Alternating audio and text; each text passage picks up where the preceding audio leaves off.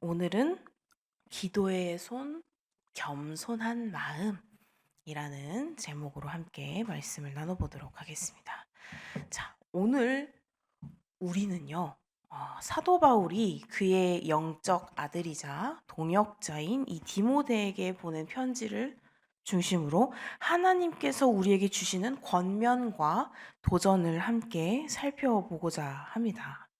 자, 이 디모데전서 2장 8절에서 15절까지의 말씀은 조금 뭐랄까 그냥 딱 이 성경에 그냥 이 글자로만 보기면 보면 굉장히 난해하죠. '이거를 어떻게 말씀을 나눠야 할까?' 라고 이제 고민을 해 봤는데, 자, 오늘 이 8 절에서 15 절까지의 말씀을 좀 풀어 보고자 하면 기도, 거룩한 삶, 그리고 교회 공동체 내에서의 그러한 자세에 대한 지침 같은 것을 담고 있다라고 이제 조금 나누고 싶습니다. 자, 이 말씀은 단순히 이 에베소 교회에만 해당되는 것이 아니라 오늘날 우리 각자가 하나님의 부르심에 따라 어떻게 살아야 하는지를 새롭게 깨닫게 하는 그런 중요한 본문이었습니다. 자, 먼저 2장 8절 한번 보겠습니다. 자, 먼저 바울이 각 처에서 남자들이 분노와 다툼이 없이 거룩한 손을 들어 기도하기를 원하노라 라고 말을 하고 있습니다. 여기에서 이 거룩한 손을 들어 기도하라 라는 말은 단순히 몸짓을 이렇게 손을 들어서 하라 라는 이런 것이 아니라 우리의 삶의 태도를 반영하는 그런 행위입니다.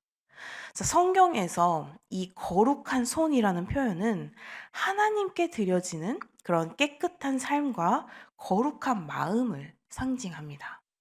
따라서 이 기도를 시작하기에 앞서서 우리는 손을 들고 이런 게 아니라 우리의 마음과 우리의 손을 깨끗하게 해야 한다라는 것입니다. 자, 하나님 앞에서 우리의 기도는요, 단순한 형식적인 의무가 아닙니다. 기도는 하나님과의 깊은 소통의 시간입니다.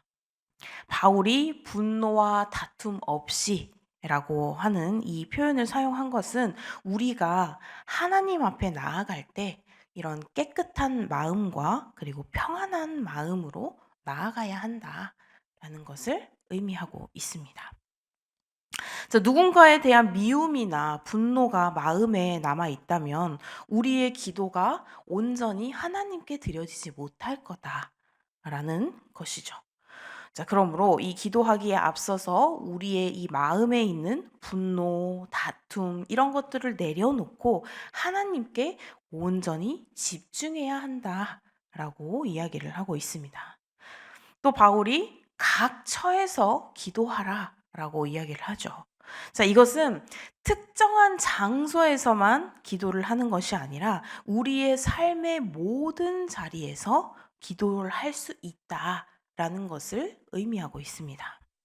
그래서 우리의 가정에서 또는 직장에서 심지어 뭐 교회 밖에서 어디서든지 우리는 언제나 이 거룩한 손을 들어 기도를 할 수 있다라는 것입니다.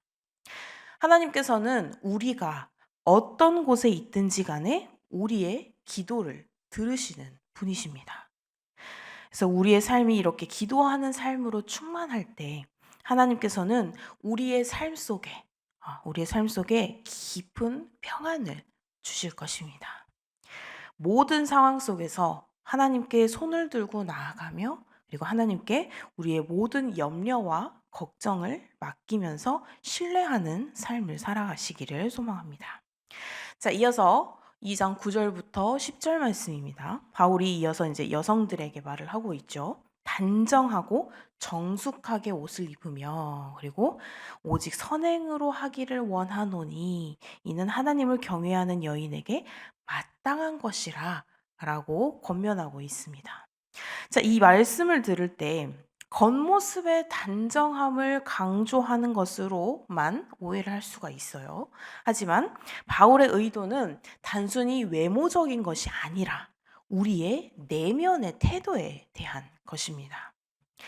세상은 우리에게 겉모습을 꾸미고 화려하게 보이기를, 또는 단정하거나 또는 아름답게 멋있게 보이기를 요구할 때가 많이 있습니다.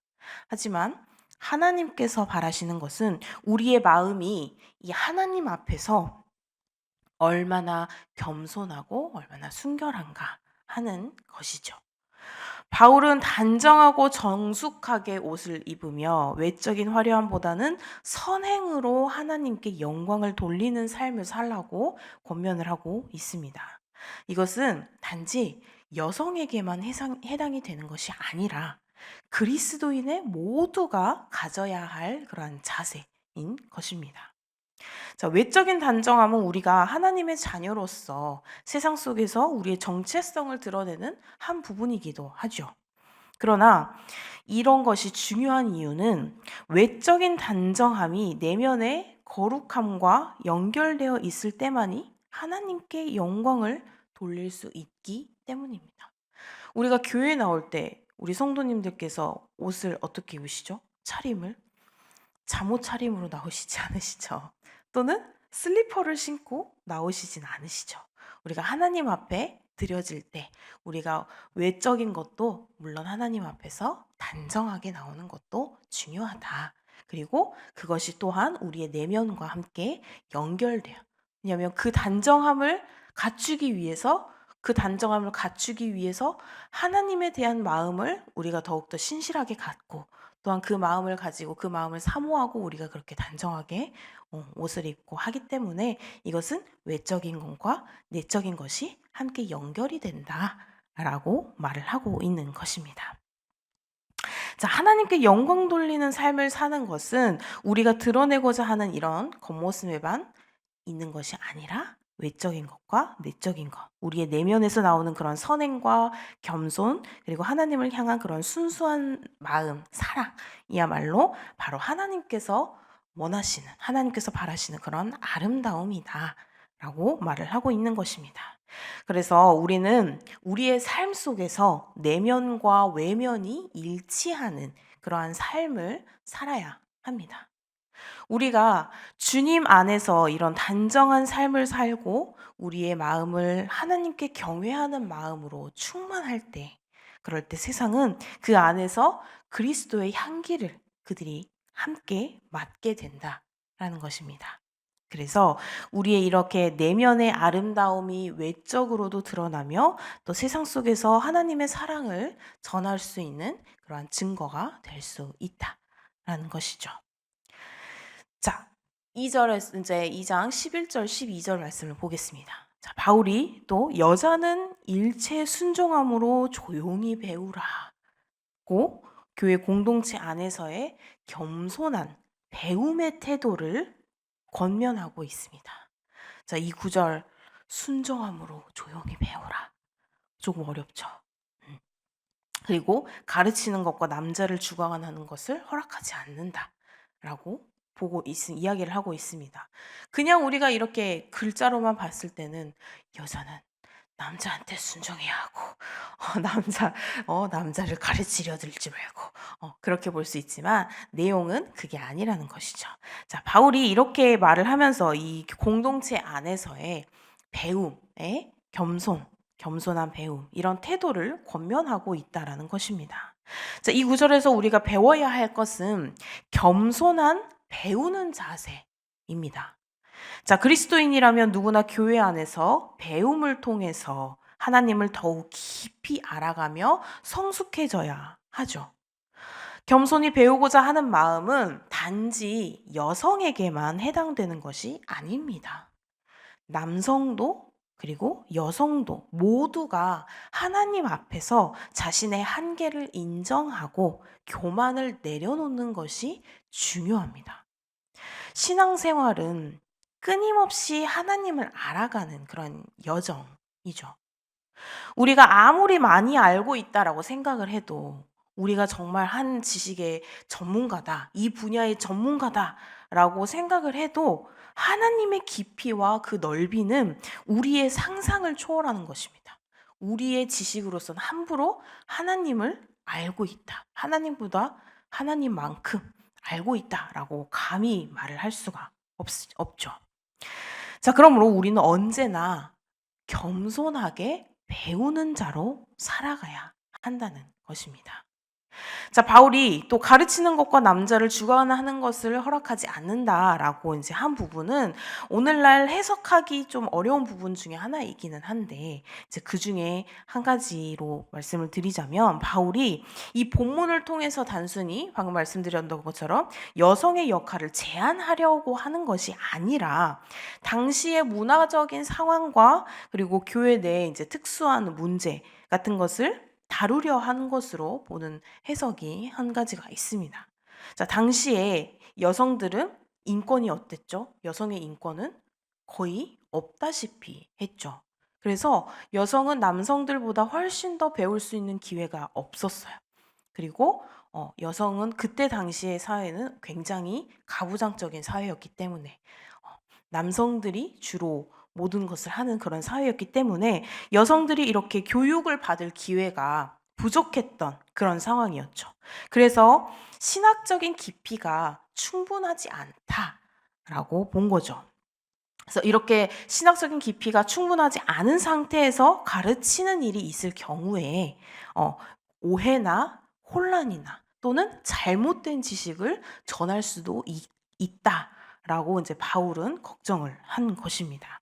그래서 이 구절에서 바울이 강조하고자 하는 것은 여성이 남성을 가르치지 못하고 이런 여성과 남성의 지위를 나타내는 게 아니라 바로 가르침의 책임성을 나타낸다라고 이야기를 할 수가 있습니다. 자, 교회에서 가르치는 일은 단순한 직무가 아니라 영적 지도자로서 매우 중요한 사명 중에 하나이죠. 우리가 이렇게 목사님도 그렇고 또 우리 교회 안에서 선생님으로 계시는 많은 분들이 그렇고 또 목자, 목녀님들께서도 마찬가지고 가르치는 그 지위 안에서 굉장히 책임이 있어야 한다라는 것을 지금 바울이 이야기를 하고 있습니다. 그래서 이렇게 교회에서 가르치는 일은 단순한 직무가 아니라 영적 지도자로서 매우 중요한 사명 중에 하나이기에 준비되지 않은 상태에서 가르치는 것이 우리의 이 공동체에 유익하지 않을 수 있다라는 것을 지적하는 그러한 본문이라는 것입니다.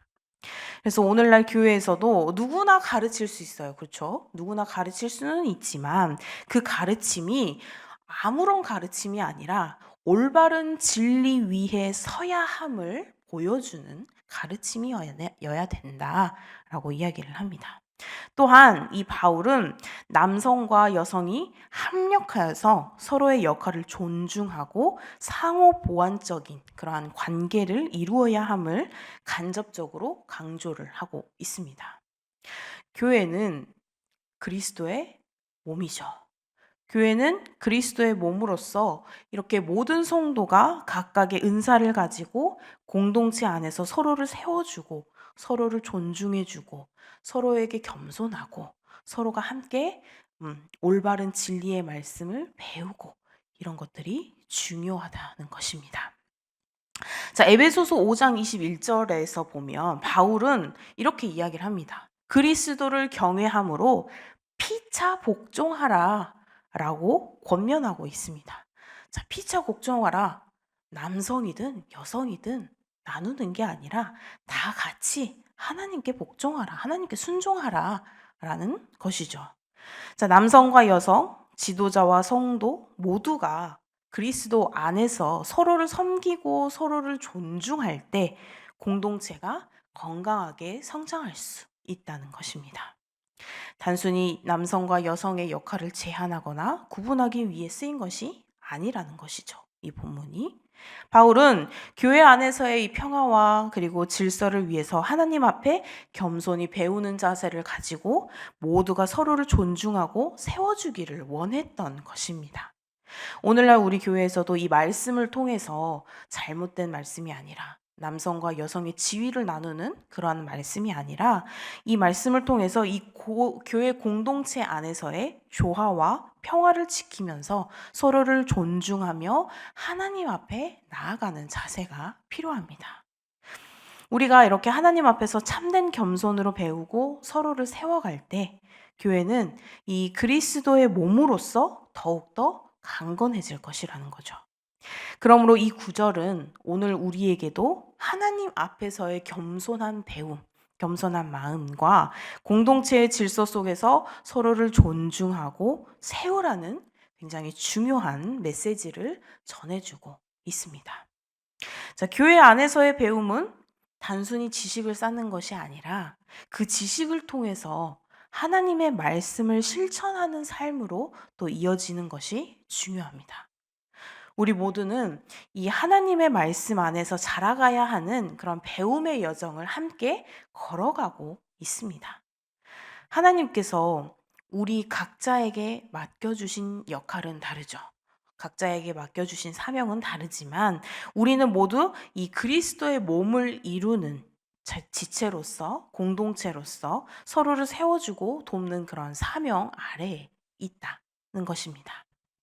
하나님의 말씀을 배울 때 우리는 조용히, 겸손히, 그리고 진실하게 그 말씀을 우리 마음속에 새겨야 할 것입니다. 그 말씀을 단지 머리로만 이해하는 것이 아니라 우리의 삶 속에서 실천하면서 살아가야 합니다. 배움에 있어서 중요한 것은 우리 안에 성령의 인도하심을 따라 하나님의 뜻에 순종하는 그 마음입니다. 하나님께서 우리는 겸손한 자세를 통해서 우리의 겸손한 자세를 통해서 우리가 성숙한 신앙인이 되도록 이끄시며 그리고 그분의 뜻을 이루시기를 원하시는 분이십니다.